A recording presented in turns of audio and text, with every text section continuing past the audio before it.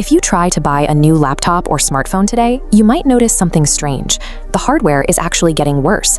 For the first time in recent memory, new gaming handhelds and PCs are launching with lower base memory and storage specifications than the models released a year ago.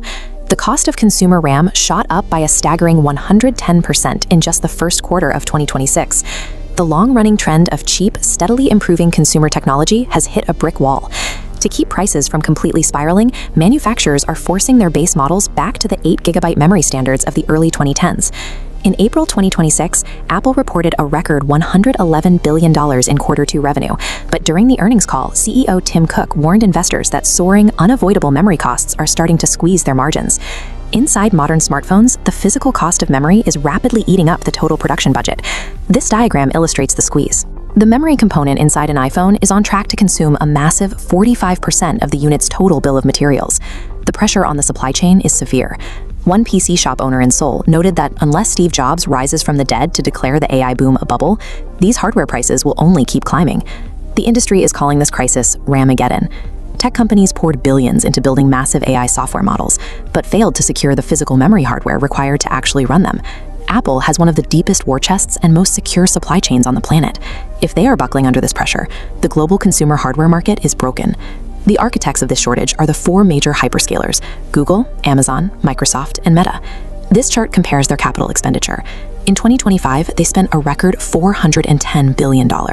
In 2026, that combined budget spikes to a towering $725 billion. And of that divided budget, a full 1/3 is dedicated purely to purchasing memory hardware. Data centers have a massive appetite. A single AI server demands the memory capacity of hundreds of traditional laptops combined. Wall Street is actively rewarding this behavior.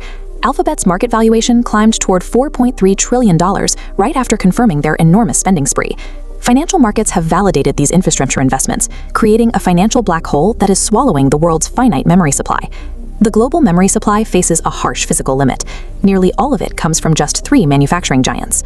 To run these new AI data centers, tech companies need a specialized architecture called high bandwidth memory, or HBM, which stacks memory chips vertically to process massive amounts of data at once. This diagram shows a standard silicon wafer grid. High bandwidth memory requires up to 5 times more real estate than standard DDR5 chips. Because manufacturing space is finite, producing these profitable AI chips physically erases the capacity to build consumer chips. Enterprise AI clusters now have a 12-month waitlist for orders.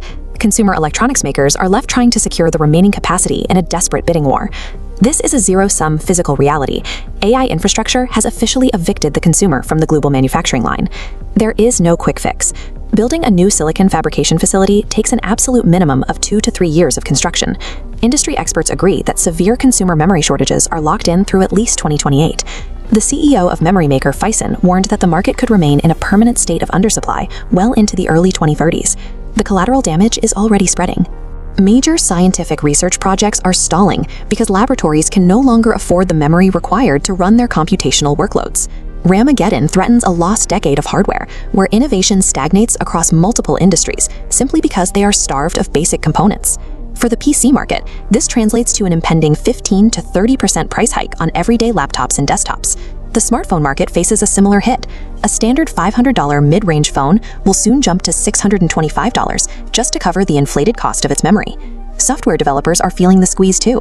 They can no longer rely on sloppy coding and simply throwing cheap hardware at a problem. They are forced to prioritize extreme computational efficiency. The clear advice from industry analysts is to purchase necessary hardware upgrades immediately. The electronics on the shelves tomorrow are guaranteed to be more expensive. The era of cheap, accessible consumer technology is over. The everyday buyer is now permanently paying the physical tax for big tech's artificial intelligence ambitions.